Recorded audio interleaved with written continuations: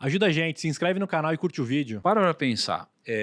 Quando a gente olha para capitalismo de uma forma geral, nem sempre o capitalismo ele reduz a desigualdade, certo? Tá bom. A gente já aprendeu sobre isso. Então, assim, quando a gente tem uma economia centralizada, a gente tem mais igualdade, certo? Então, é quase que geralmente o Estado dizendo produz isso e dá isso para tais pessoas. Você tem mais igualdade.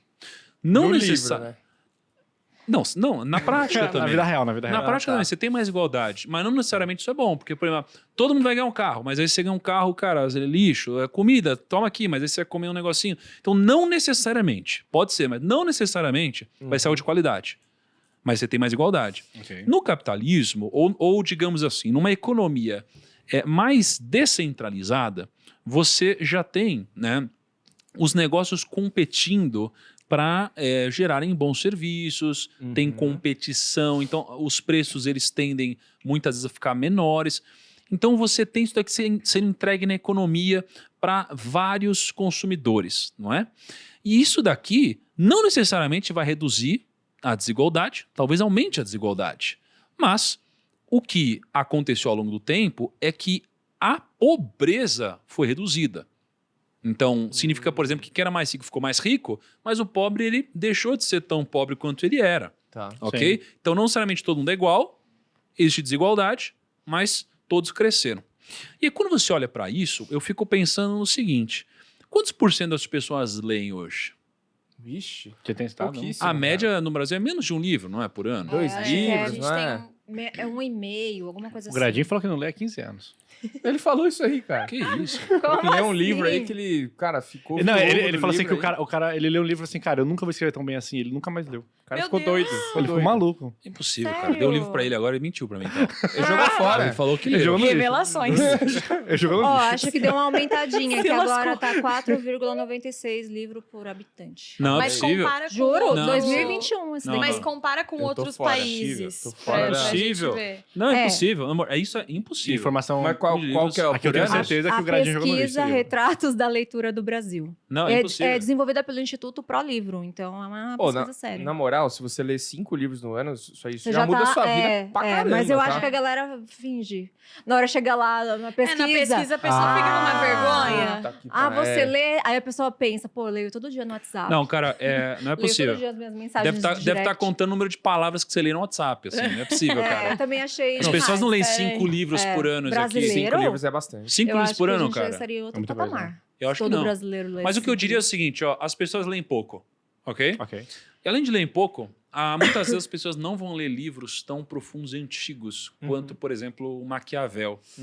E você, quando você olha para um livro como esse, você cria poderes e ferramentas para você, cara, fazer com que muitas vezes as outras pessoas elas acabem concordando com a direção que você quer seguir. Então eu fico imaginando nos grandes líderes, né, líderes políticos, etc., o quanto eles não têm vantagem em relação aos outros pelo simples fato de acessar esse tipo de conhecimento que está acessível às pessoas. Uhum. Um livro. Quanto custa um livro desse aí? Esse, juro, eu paguei R$10. É. 10 Que isso, reais. Ele é fininho.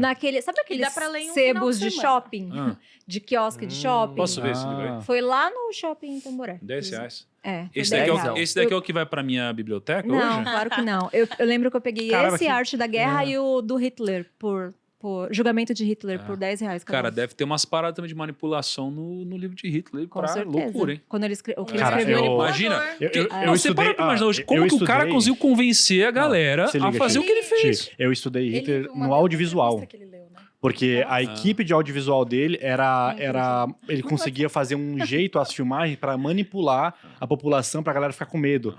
As imagens que existem do Hitler sempre é de baixo para cima, sempre é um ângulo de câmera que dá para mostrar uma multidão, mas nem sempre era tão cheio assim. Tem documentários Cara, falando sobre isso. Fizeram uma pesquisa já com aquelas pessoas que mataram nessa época, tá? Tipo nazistas, assim? Isso. Ex-nazistas, Olha né? que louco. Imagina o seguinte, se eu perguntar, Kaique, você torturaria as pessoas lá naquela época? Você ia falar, nem a pau? Uhum. Todo mundo falaria que não. Mas como que tinha tanta gente fazendo isso naquela época? Matando, torturando, etc, né?